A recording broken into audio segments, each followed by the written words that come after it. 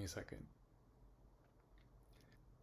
We're gonna have a little heart to heart about some personal things that I felt like I wanted to express, and then let me figure out how I'm gonna facilitate this video. Um, Kind of the way that I would like to perceive my life moving forward. So, this was kind of my way of giving back to somebody that I would like to care about in the future. How do I feel about my appearance now and when I first lost the weight? When I initially lost the weight, obviously I was really happy with myself. So this was at a time when I was in college when all I cared about was hooking up with somebody in general, losing my virginity, like just all I cared about was like just like being like free and like finally being at a place where you get to kind of like liberate yourself of like your childhood. And for someone like me, where I didn't necessarily feel that attractive in childhood, I was kind of like wishing I was a premature aged person that had experiences where they were like in middle school and like were making out with some kid that was like 12 years old or something. So that's that's that's my like that's just me, right? I guess losing the weight for me was out of insecurity. So for me it was not so much about putting myself on like a certain track in life, but it was more about, yeah, again, like the validation that I would receive in a physical appearance sort of way from other people. It was kind of drastic and it was really fast. So I was scared that it was going to be something that I would relapse with because of the way that I lost the weight. I was okay with taking I wouldn't say easier route to transformation, but something that you can actually do in your everyday life to make sure you can sustain it was something that I knew from the way that I did it in the beginning was going to be another learning curve for me because I chose not to do it in the most honest way. I don't necessarily feel on like every single time, but for the most part, I don't really struggle with as many first world, like when I wake up and I see myself in the mirror and I'm judging myself like not brushing my teeth and not showering yet and being like, you look disgusting.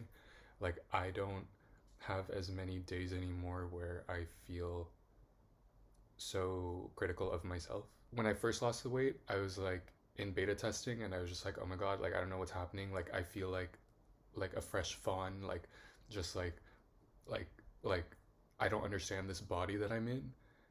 And then now the way that I would describe it is that like the biggest learning lesson for me is that I didn't realize that it would afford me my own version or my own standard of a normal dating pool. I just want to tell like myself, like when I was like in college, I was like, I literally like Keefe, I did not know that you would end up like this fucking pretty.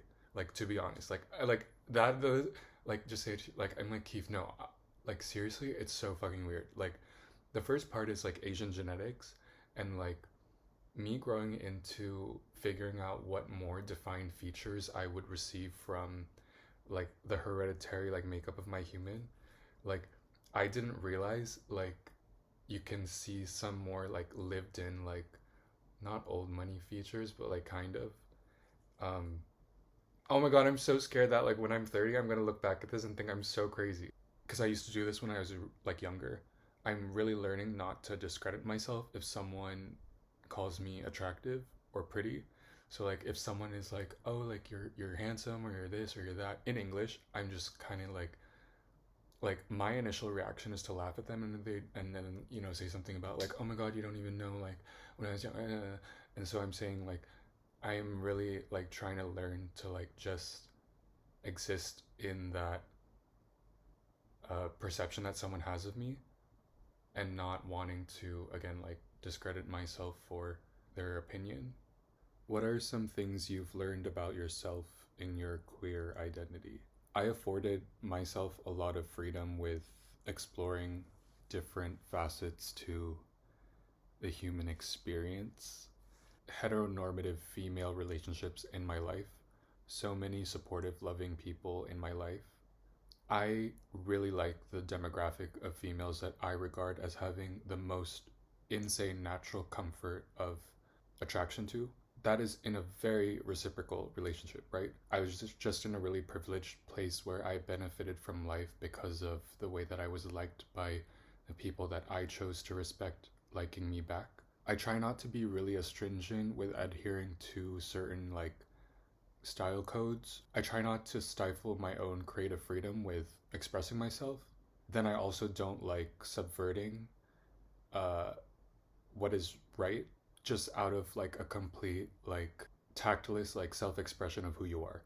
I am really comfortable in like a black t-shirt and jeans and pants and just doing that, and I don't feel like I'm removing a part of myself to fit into this mold of whatever, because I personally find that like really attractive to just be very simple, especially if you're in a career like mine, because for the most part, where I benefit from having comfort in like impacted social value, others choose to express needing to be affirmed in their lives with seeking that through the way that they dress. When I'm talking about like subverting to show something of yourself, I have a very high expensive threshold for the ways that I need to project femininity on my body. You don't want to seem like the person that is not fully aware of what they look like when they wear things that don't feel inherent to them.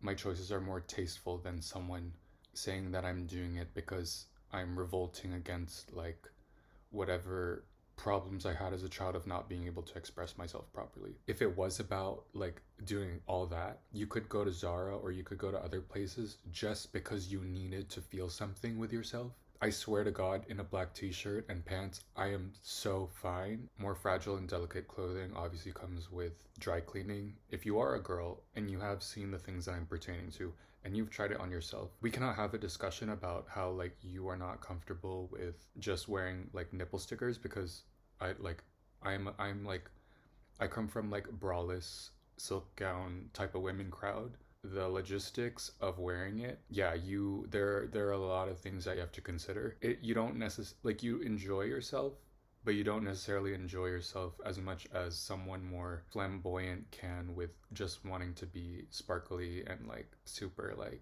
you know, of that. Wanted to make sure that the things that I chose were more methodical. But then if you want to just say like, oh my god, you did it because it was backless, like you can so do that and then just wait till you figure it out for yourself to see that it is sort of like corseting. But the idea of like wearing like a black silk top that's backless is not necessarily as not normal to my type of people. Because you know I went to art school, right? So we're euphoria kids. And then the ones that want to say that it comes from like, yeah, but like, then you are one of those. The other thing about being a queer person in my life is that I am allowed like a deeper understanding of what it means to have a partner. You know, I like work in the fashion and arts industry, so I am glad specifically to me that I work in a space that commodifies off of me as a person and not just like soft skills or tactical skills. If you ended up pursuing an industry where you had to do a task driven like thing and then have to leave and then exert your self expression in your personal life because there's no way for you to make money off it in your day job, I wouldn't know the feeling, because I wanted to pursue the things that I wanted from a really early age and I just knew exactly how to. That's why for me it's a lot easier to like be who I am, because not in this career that I have here, but as in like in the literal job description of what I want to do in New York.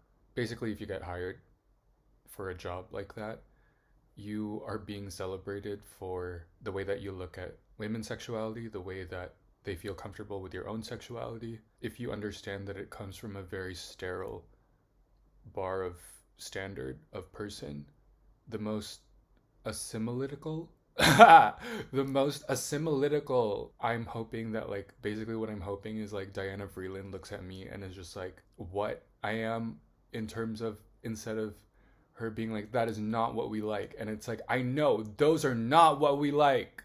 I know those are not what we like. I know what I like. And I know what you like. You're going to like me because I'm not like that. Basically, yeah, I definitely needed to say that. Again, the heteronormative skills that I possess opened a lot of opportunities for me. I'm a more like corporate driven person than I am trying to be in the creative field. So like when I signed up for a fashion merchandising and management degree, I knew that I was sacrificing like, well, not sacrificing, but I didn't want to be an actor, a singer, or like a performer, like a superstar. Like that was not the career that I wanted. My career was like corporate merchandising, buying for a store. I have to live the life of like an ordinary person because it's more foreseeable to someone like you rather than it is for me to be empowered by the types of things that I am capable of because I am a corporate person.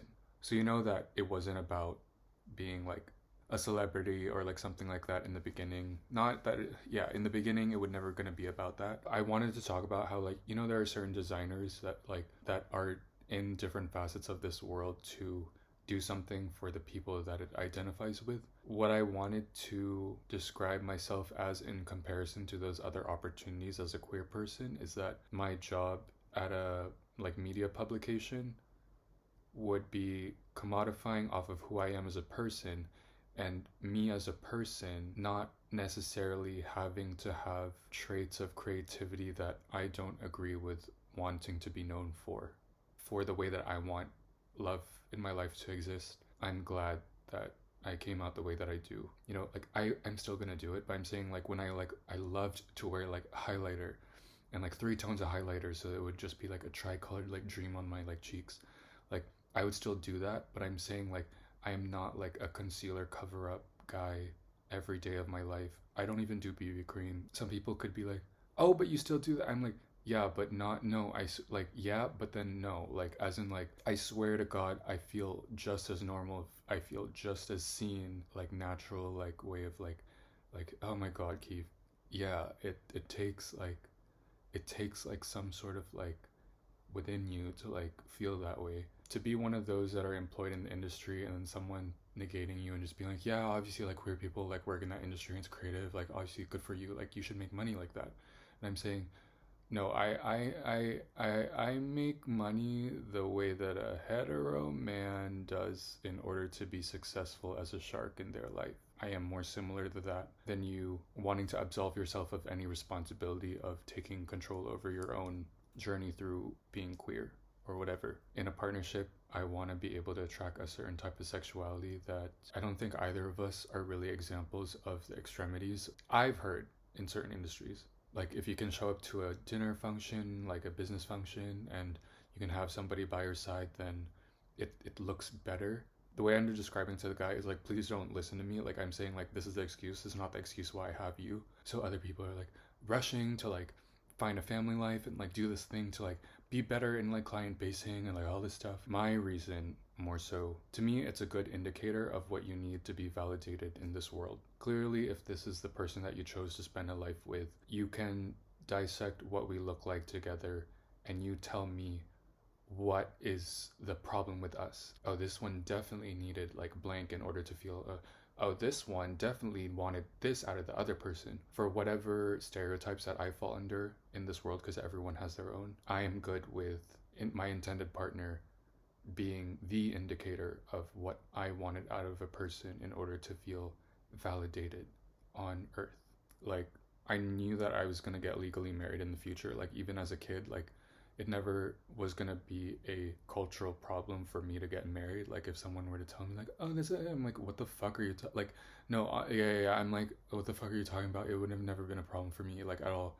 So, like, I don't understand what your problem is with your life. The physical appearance being the first barrier. Getting someone to like that is the second barrier. To be honest, outside of the career that I have, in like a struggle relationship where we can't figure out $1,500 rent to split between us, I don't think I honestly like for doing the things that I did, I don't necessarily think at all like that would have been the step down from like what I am able to accomplish with myself now. I fully believe that I would have ended up in a double income household, living very within our means, being judged on a straight man scale of what they should be able to provide for a family whether it's no kids or themselves. What I want to say about my partner that I want to have, us being together, would be a good way for us to both.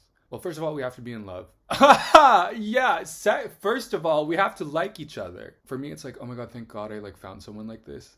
And then for you, it's like, thank God you found someone like this. In whatever ways we needed to exert, needing like respect for the ways that we've built ourselves. Certain people may not see it.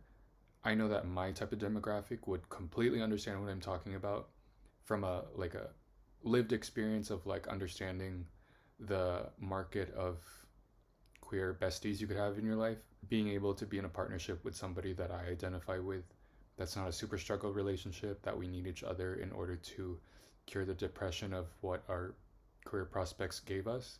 Navigating that was not the excuse, and it was really about like showing to other people, maybe not women most of all, but like let's say sports car enthusiasts have never seen like a gay man like this, like in a sports car. Being in a partnership for me would be my like tactical skill of being like, I'm not like gonna be like going like this each time, like, and putting like school dropout as the license plate on my thing. Like, I'm saying like, I wanted to earn this the way that you would, with cufflinks on your sleeves, and like, duh. Things that make me different, I would say, I feel like I'm really social aware of the stereotypes that I might fall under, whether I'm proud of it or not.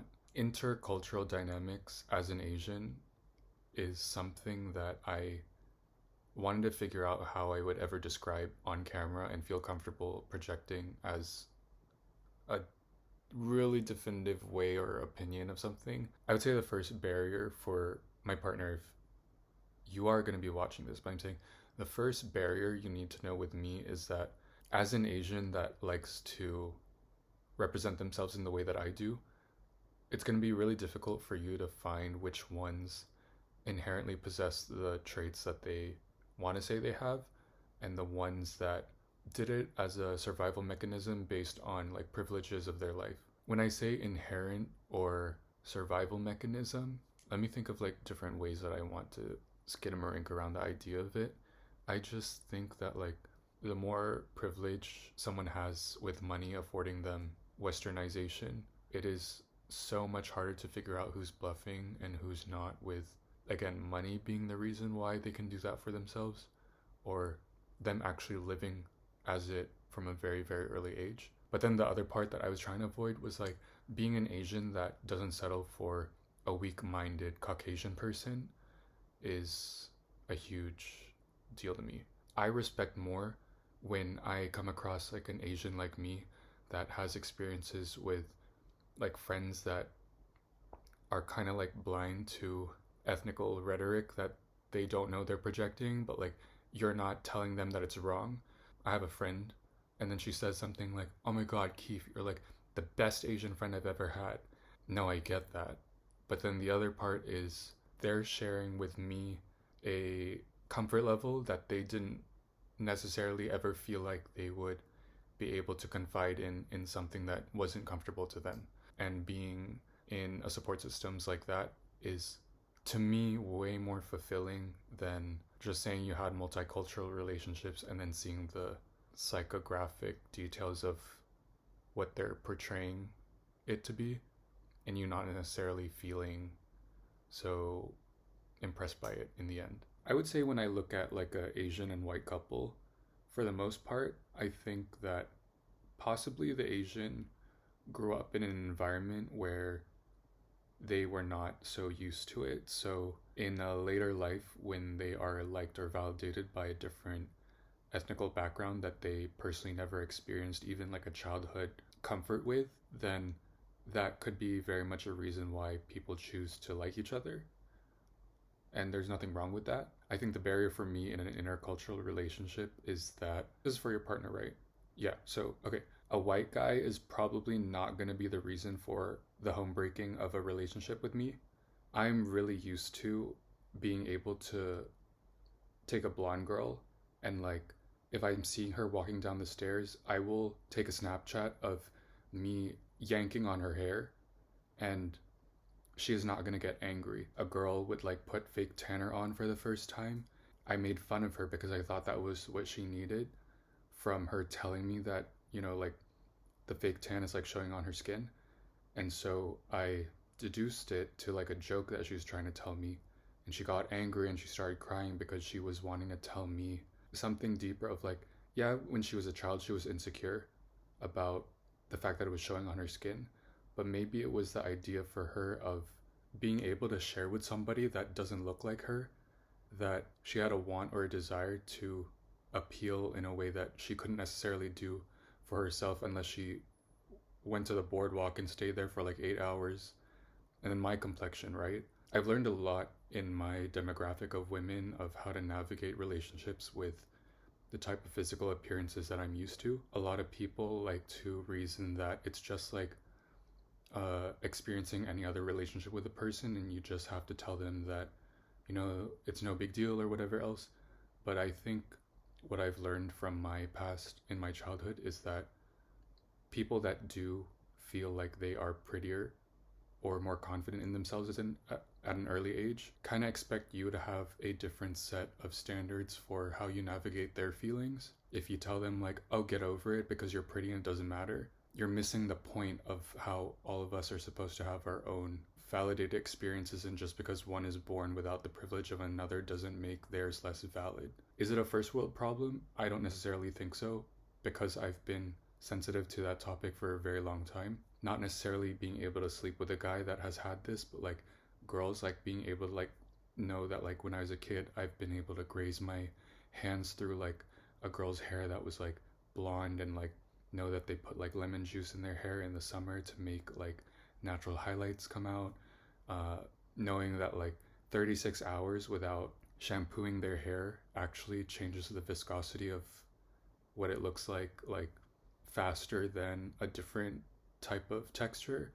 And then dry shampoo, Batiste, like all of these things. Anyway, I'm talking about my partner, right? Basically what I'm saying is like, yeah, I've like known a lot of like blondes in my life. I've like experienced it like in a sensory way. I actually do have a higher threshold than others in terms of the values that I place on what type of white people I'm allowed in my environment based on what I can, So, do you want to say it another way? Yeah, so like, my best friend is Swedish. Best friend to me is not a possessive noun to a singular person in my life. I just think that it has afforded me a different threshold with the value that I can entitle myself to in terms of white people that I think are at my capacity. Because the other reason was, oh, it's because like you have a lot more money here that, like white people just clamor to you because like you're so. The white people that have kept me in their vicinity definitely did not think that the financial stability of the way that I was able to present myself was the reason why they kept me around. So no, it's not the idea of me being a rich Asian that was just able to orbit around people that didn't have that in their vicinity. I was actually the one with a lesser fortunate background, and they chose me as somebody that they felt comfortable bringing into their family because of other things. Maybe such as, so I'm not the prettiest blonde or the first blonde that you've ever experienced in this proximity with, right? Yeah, yeah.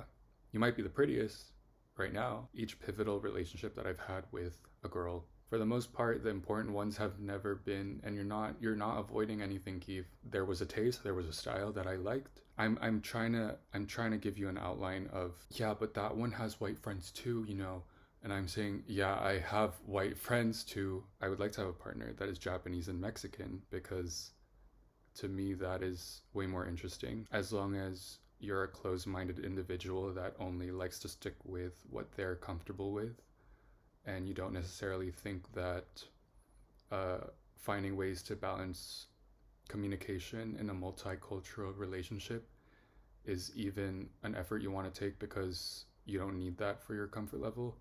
I am more about that because that is more what I would feel proud of if I was ever to say that I was with somebody in a partnership. The cultural thing is cool in how it's divisive. In terms of what makes me different, I try to risk assess everything based on the realities of like the world and my own familial history, the risks of a multicultural relationship that doesn't have a sounded foundation of in these like degrees of why people choose to be with one another. Basically, I have an aunt that separated from her husband and had 2 kids. She wanted to move to America.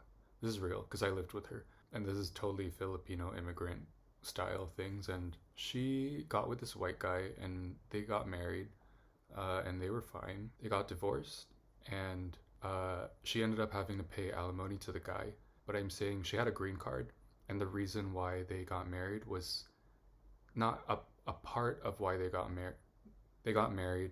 She was able to get a US citizenship, but by the time they divorced, she was making more money than him and then ended up paying the alimony for the divorce. So I guess in American law, they have some sort of rules that protect citizens from an opportunistic situation like that, which my aunt was in the opportunistic side of it.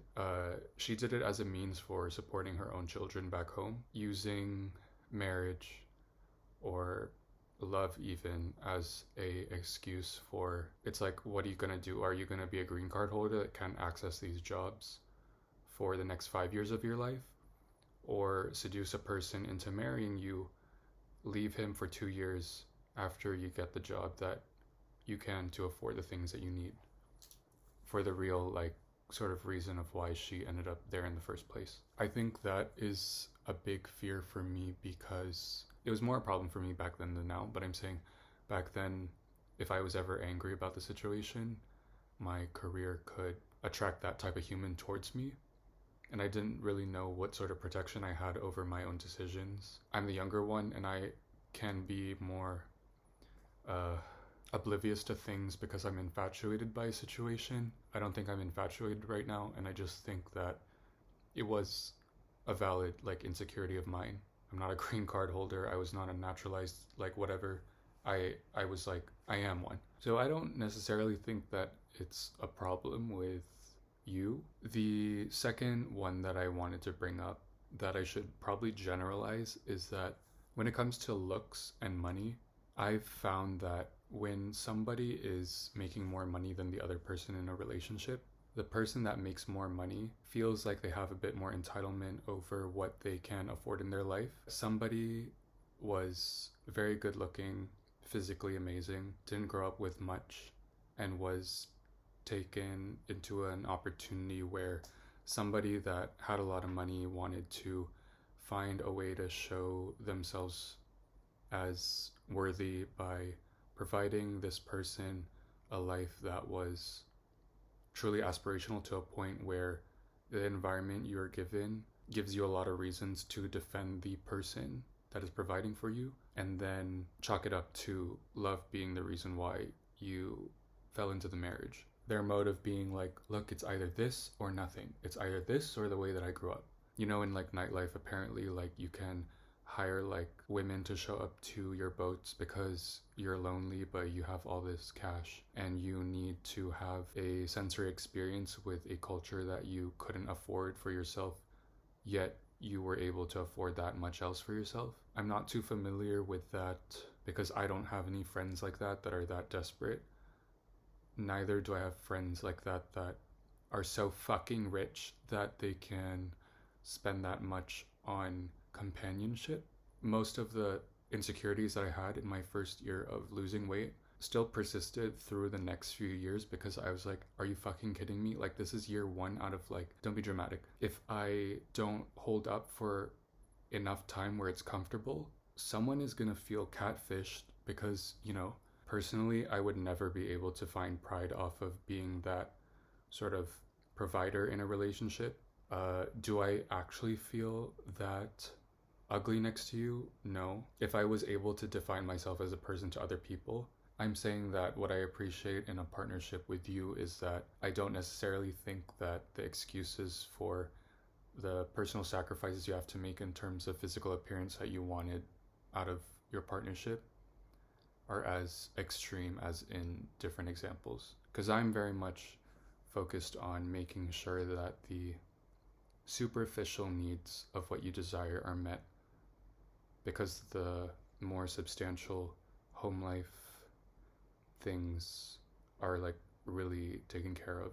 Also, another thing that I was thinking about was I have a lot of cousins and I have a lot of family. To be really honest, I am the one in general outside of my career that stood the most chance at a very normal, average, standard of beauty relationship. Aunts and uncles, parents. They say the reason was like they actually get along, but I don't necessarily look up to them as desirable people to want to be in this world. The way that I age affecting aesthetic perception. If I don't get my body done right, the biggest fear that I have in a long term relationship is having to allow you to settle for me because you like me as a person and the superficial or aesthetic desire for me is less of a strong point in why you should get with me. I'm just saying that, like, that is a fear of mine, is that I'm scared of the way that I'm gonna age because I kind of wish that I got with like the younger you. Like when I got with like you at 27, you have aged really, really well. Like, as in, that is my answer. But I kind of wish that I understood what the dynamic would be like if we were the same age. I think that like 5 years until you're 40 is not enough time for us to experiences that would allow me to feel like I was able to enjoy you in your more youthful times. Whatever. I'm just saying. Another main fear, I think, for me is traveling abroad. I think we'll be comfortable enough with telling each other when we feel a certain way about something we've seen. But a fear that I don't necessarily think is really something that I should be insecure about because both of us would be able to have possibilities with things that we like. We will be both bewildered by an experience of an industry that allowed us access to certain types of people. I don't necessarily think that like the way that I met you is a strong enough point to not go get what you want that we experienced in our work life. Is the foundation of who we are together in our personal life strong enough? And then another fear of mine is that endowment size might affect communication later in the future. Look, we're both like 6 foot. I'm like 6'1", 6'1.5". I've had this conversation with myself all the time.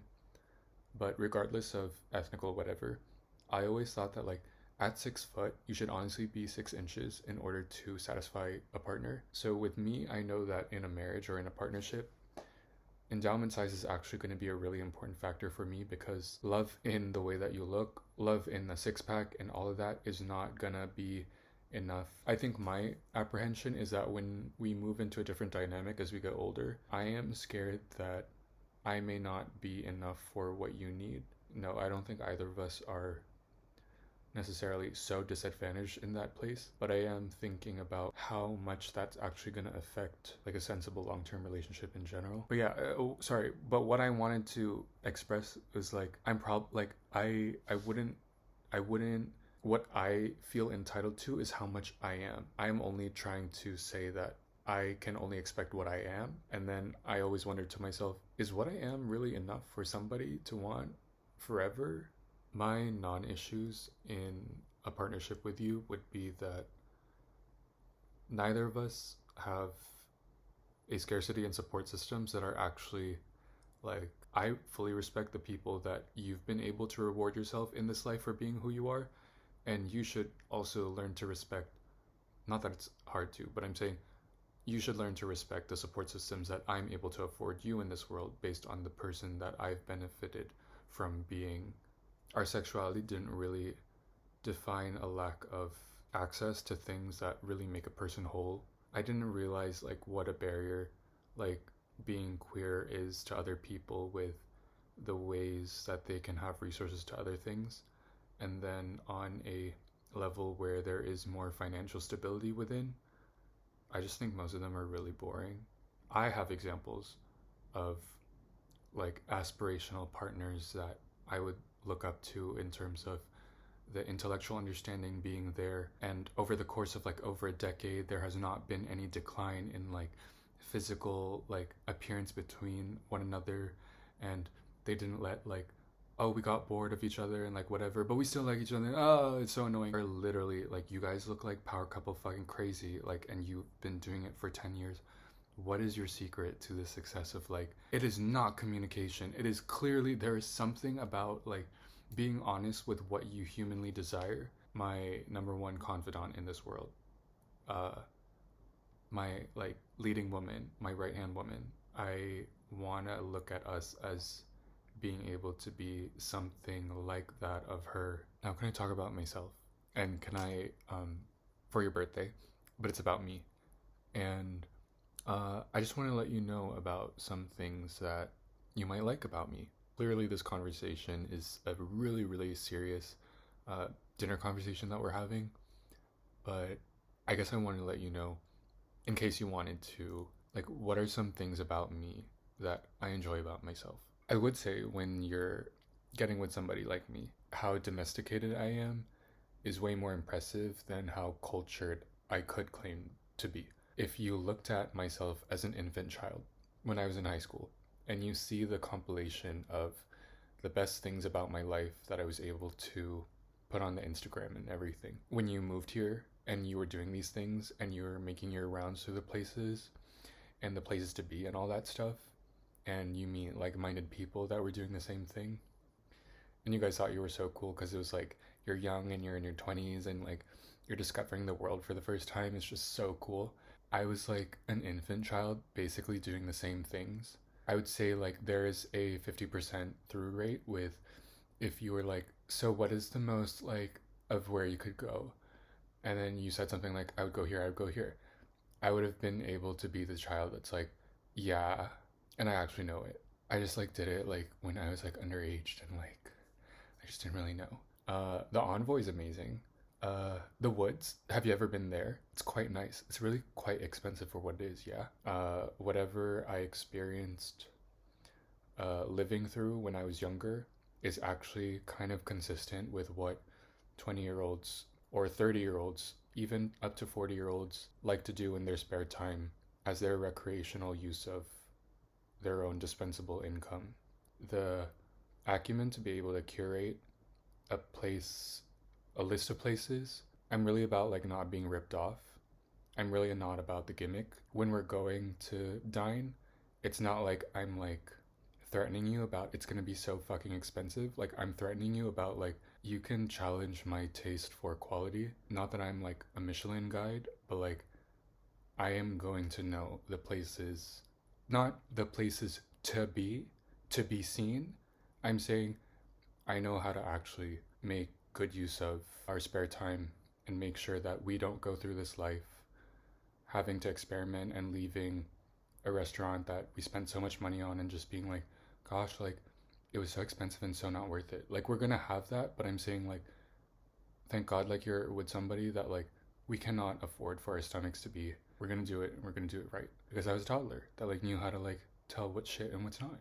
I don't know, like I just thought you would like that like I like to save money and I just like to make sure that like when we go spend on places together that you know you're gonna actually enjoy it. I'm really good about like if you were to say something about like me having to like make you a sandwich, I'm gonna go make you that fucking sandwich. Being a homemaker is quite a unique trait to have in somebody who likes to just claim that he's well dressed and likes to wear like handbags. In terms of like everything that I've made when like I last saw you, a lavender chia seed pudding.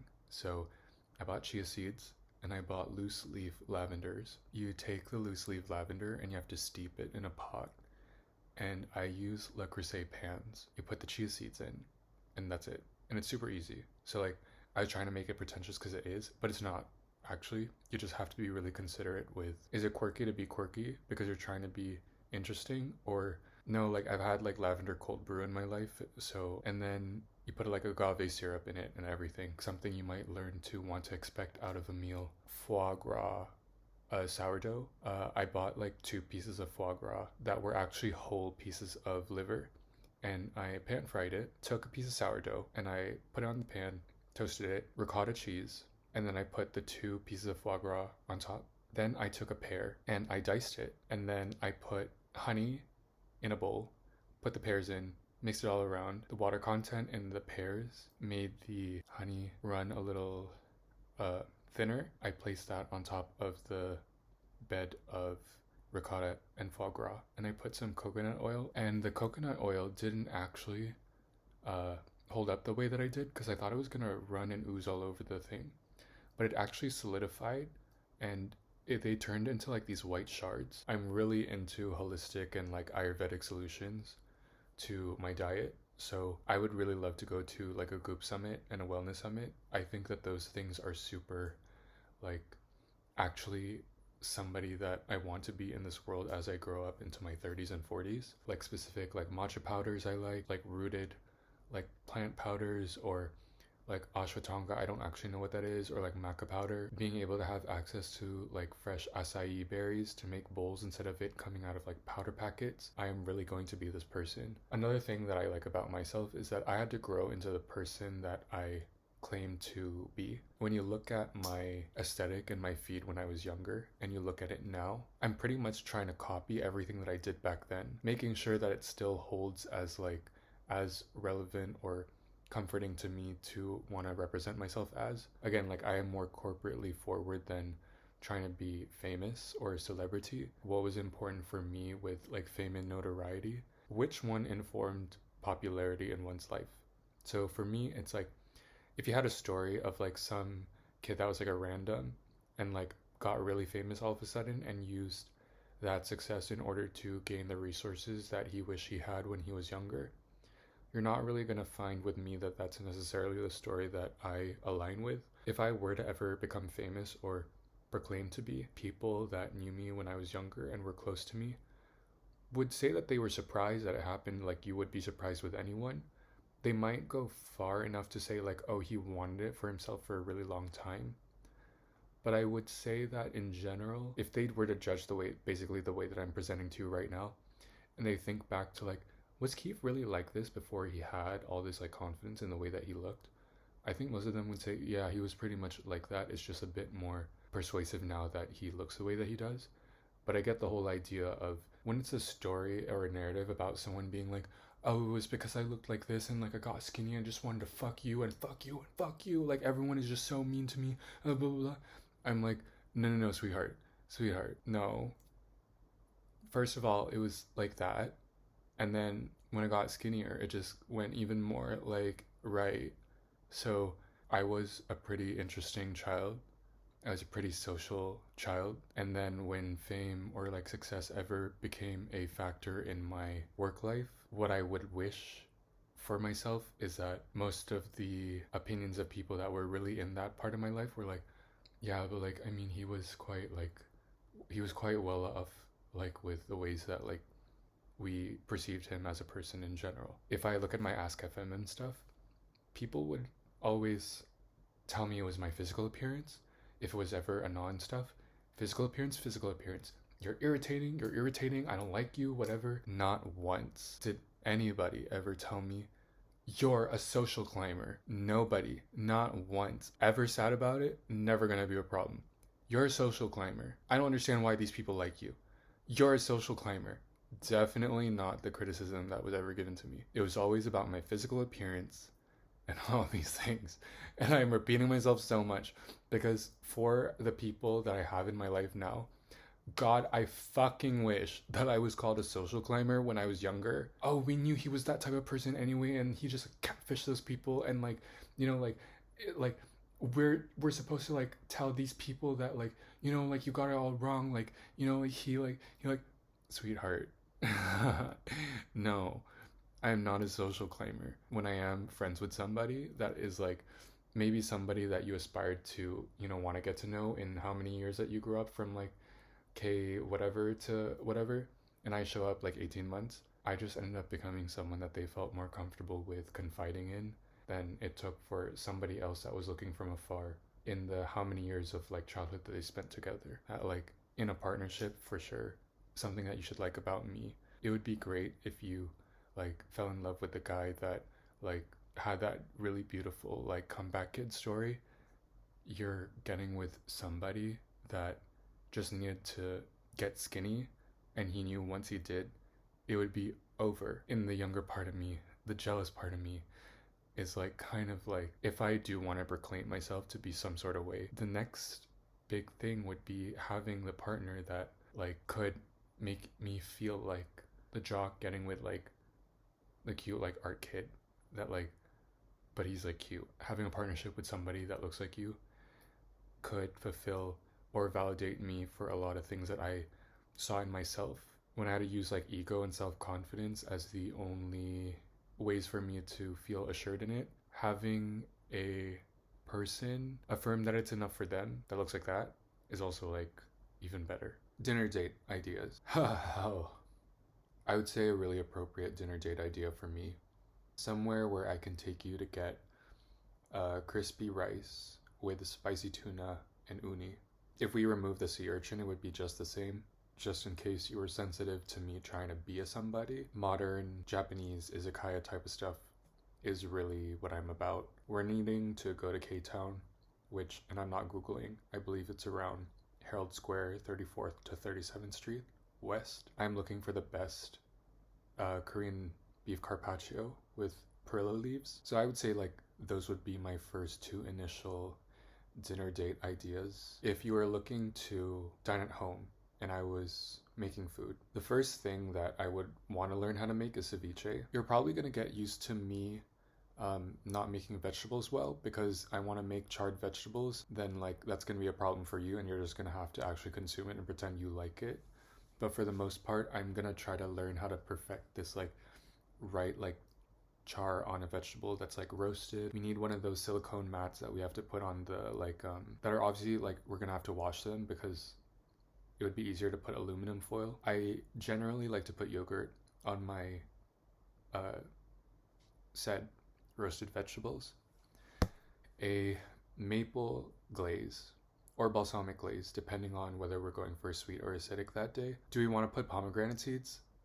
That's probably gonna go better with the balsamic, maple glaze, maybe some like crushed pistachios. Pecans would be a good idea, I think. I like sweet potato fries, so that's gonna be a usual snack in the mid-afternoon or something. I would try to figure out how to make my own truffle aioli, which is like, I will not do Kewpie mayo, we're not doing mayonnaise, I'm gonna learn how to do it, but I would probably be able to buy it from a grocery store and not be so about like trying to be all about it. We're gonna have to like figure out where we sacrifice in terms of what we want to go full throttle domesticated on and what ways we can just chill out. A selection of teas in our fridge. We would probably have a few carafes of like tea that like I've made like the night before and we just keep it in the fridge because like meal planning and stuff, right? Let's just have that always. Oh, you know what, like after dinners at night I really love like chai masala teas, super spice heavy. So we're gonna have to figure out how to make it, serve you with it, dried apricots and dinner chocolates, like dark chocolate as a pairing.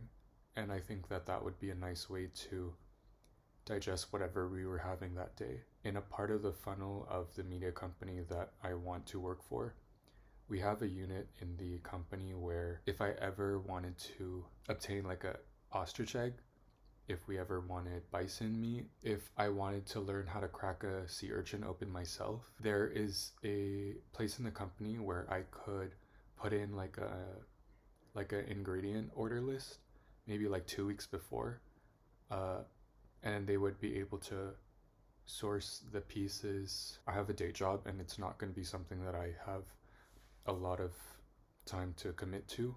So being efficient with how to learn how to make things is really important. But also I think that that sector of the company knows that I really appreciate the art of it. I respect it, and I'm trying to be the most pleasant person to want to coordinate those things with, because they knew that if I was in their area of the like office, that I'd be a really interesting addition to whatever they were doing that day. For alcohol, I would say that I'm really into like lighter fruity florals in general. I'm talking about cocktails, right? So I'm not really big on whiskey. I don't love red wine. My favorite spirits are gin and tequila. So I'm very much like a double shot Clase Azules, ice cube, and then I might ask for a ginger ale on the side. Gin and tonics are just like a mainstay for me. Negronis, I would say in traditional drinks, are one of my favorites. I like a Bloody Mary sometimes. I would say for cocktails, right? I really like when they put like foams in things. So if they flavor their own like foams and then they use one of those like gaskets, that's really cool.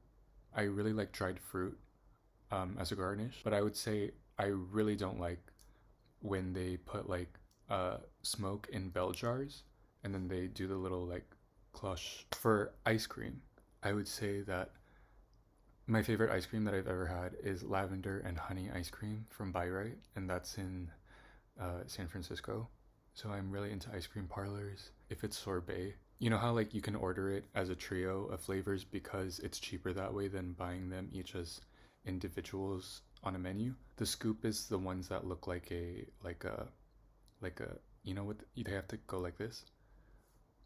Oh, you know exactly what I'm talking about. My three flavors that I would choose from the parlor is blood orange, yuzu, and peppermint because I've never had peppermint before. Long-term goals and like my views on marriage. How do I feel about possibly being the provider or a breadwinner just in a financial capacity in a relationship was something that I wanted to say, but I don't necessarily feel like I have the right answer that I want to perpetuate right now as my opinion on it. It's going to be a new level of security that I've honestly ever had in my life. I want to figure out together how we decide to navigate the comforts of luxury and how to maintain really healthy relationship with one another where we don't let the comforts of luxury be the reason why we settle down and start to distance ourselves from each other because we're both not trying to be honest that we've lost interest in the physical desire, intellectual desire. Staying in it is so much nicer when we may be able to have certain things, and then leaving it would just mean that you have to start from scratch all over again. So when I was thinking about like uh, aspirational households to me, like uh, Juan Yosef and Ricky Martin were a huge one for me. I've never seen anybody in our style of sexuality be rewarded for having enough, I guess, like traditional like poise and tact that would be able to give you a life that is actually like really, really nice. Because like if like for me it's like if I'm a gay person talking to a straight guy and the straight guy is like, yeah, I know like you're supposed to get it because you're gay and like that's like you're supposed to get it, right? Because you're gay and you're like in style or whatever. But then my thing is like, no, but like on a really like serious like in like a darker like more like insidious part of your mind, do you really understand that like you see the way that like I'm like overcompensating with like my tone of voice right now? Like do you not really like there are a lot of reasons why you seek out a person for their point of view. You cannot reverse what you weren't like as a kid, and then you cannot necessarily really, especially with like the people that I've chosen to want to work with me, you cannot choose to re-image yourself to fit that mold. You really have to inherently have what I'm asking for. So yeah, what I'm saying is it's really rare for me, and I would be excited to have a partner like you to share that experience with because I have so much respect for you and who you are as a person, even when I like go and stalk what you looked like when you were younger.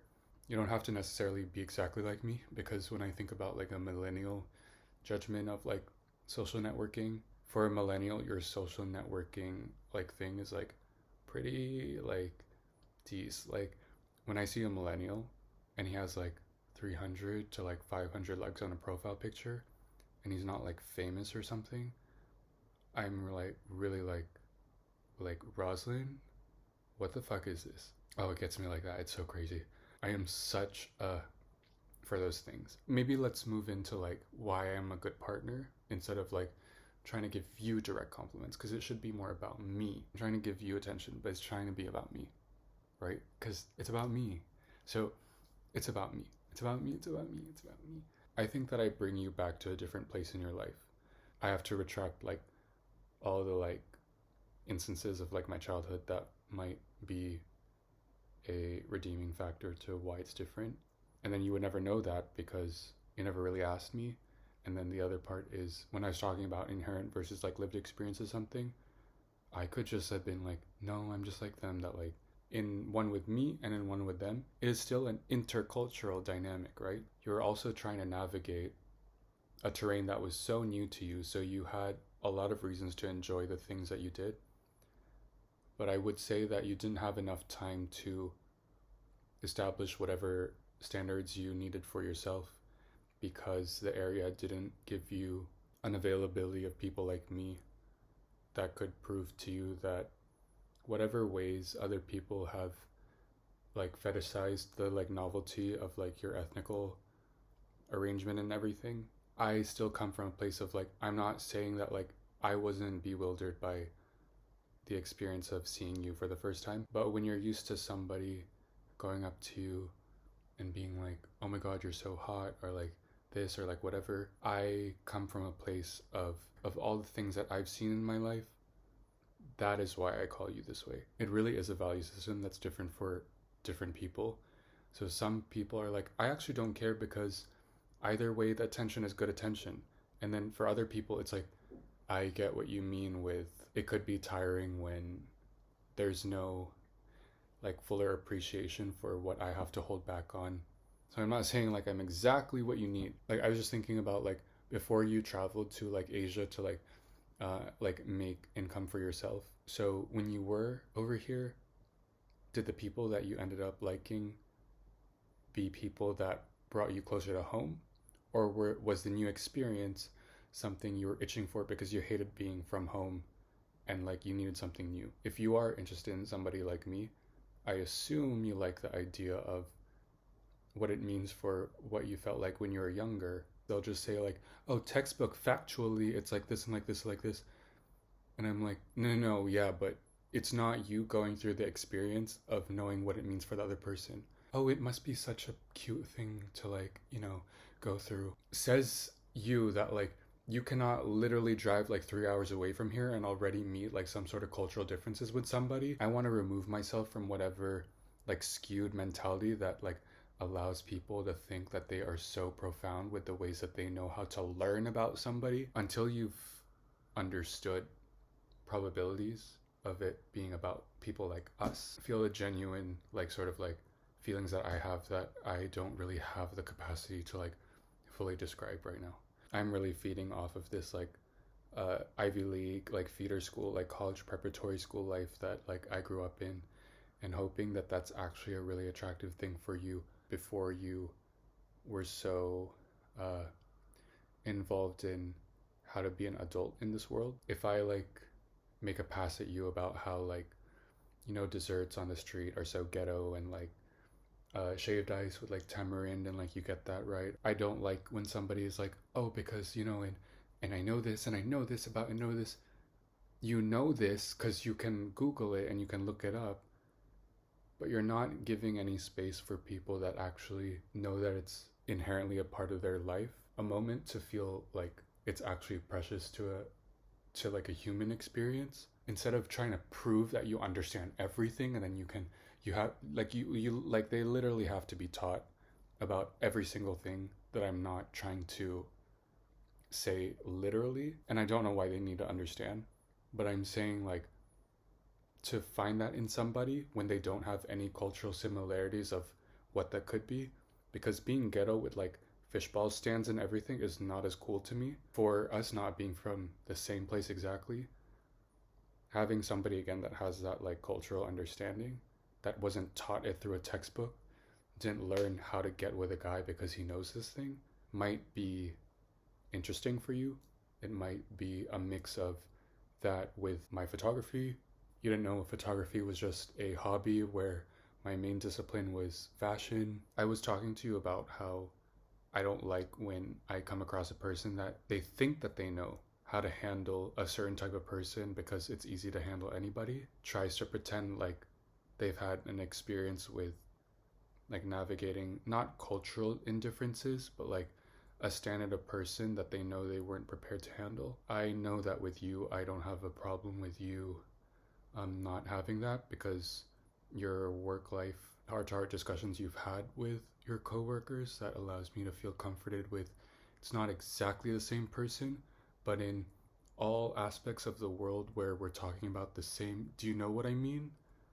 You, of all people, would understand what I'm saying the most. I really have a good set of people that can help solder off my teeth when necessary. If I ever went overboard with the way that I was being condescending towards you, I don't know if I have been in this video, but I'm saying in general, if I ever did, I would have the type of people and support systems that would help me say, like, even for you, Keefe, or even for me, I didn't like the way that you said that to him. I'm not sure how, like, I don't know how privy I am to, like, being that type of person, but I am saying, like, we both need to be thankful in this world that, like, that type of deducing another person in these dynamics, to be honest, are people in the 6s and 7s, 8s, that are trying to fight to be within each other, and even up to the 9s. When we are in the 8s to 9s, amongst 10s and 11s, there is not actually so much of that, because the enlightenment and the ceiling has already, we're on cloud 9. You know what I mean? Like, I just felt like that would be easier for me, because if I don't trust them with their opinions on the way that I'm presenting myself, then literally who in the world could we trust with it? If they're not being competitive with the way that they make business because they can afford not to anymore, how can you say that any of them are, like, horrible people on the inside, or not know how to, like, figuring out how we can navigate this together? We're gonna have a very healthy relationship with the way that we decide to treat each other when neither of us are understanding really of what type of process it takes. My family, like my Olsen family, the Swedish family, like, so you know how I was talking to you about my, like, chosen family, right? My Swedish mafia and, like, everything else. They're so dedicated to me that your whole life is about to change, where you are going to enter a strata of people that are going to be so supportive of you, that are going to be so supportive of us in a way that we can really deeply respect on a real intense human level. I describe my friends in a one way, and if you find them attractive to want to keep in your life, I have a really good group of friends that are really dedicated to me and are really committed to the type of relationships that I come to expect with very serious ones that are very close to me. I could, like, go on another laundry list of, like, the different examples of the ways that women have shown up in my life as not necessarily being the friends where if I looked at a group of friends and said something about how, you guys look like you really needed each other because you guys were lonely, and, like, it doesn't seem like you really care about anyone that, like, you went to high school with anymore. I'm a very years on earth loyalty type of person. You might end up with a lot of people that text you, talk shit about me to you, do all these things. What I'm trying to say I offer outside of the career, really outside of the career, yeah, I'm just like really good about, like, reinforcing that, like, I have a good group of people around me. And I know that everyone can say that about their friends, but I'm not really trying to explain exactly the type of demographics of people that I say are really down for me like that. So if you like them, you think they're fucking sexy, then, like, I think that they're gonna find you fucking sexy. So if you need, like, people to, like, talk to when I'm not enough for you, or when it might be concerning me, then you're gonna have people that you can do that with, that you should feel safe doing that with. And I hope in the very back of your mind, they're gonna be people that you're not doing so because, like, you have no other choice in this world with how to manifest what you really want, and that what I can provide for you in terms of, like, social connections are really people that you would genuinely want to be friends with anyway. All I can do is, like, try my best to hope that I'm a good enough person in this world, and that when you want to be my partner, that you're not doing it because, like, as in, like, you're doing it for us because it should be about us in the first place. But, like, thank God I wasn't as lonely as I have been in the 5 years. And when you do get to experience me, you're going to experience a whole set of people that really want to take you into and welcome you, and kind of want to make sure that we both feel supported personally. Are they really that hands-on like that? Yeah, I would say. Because I can be too.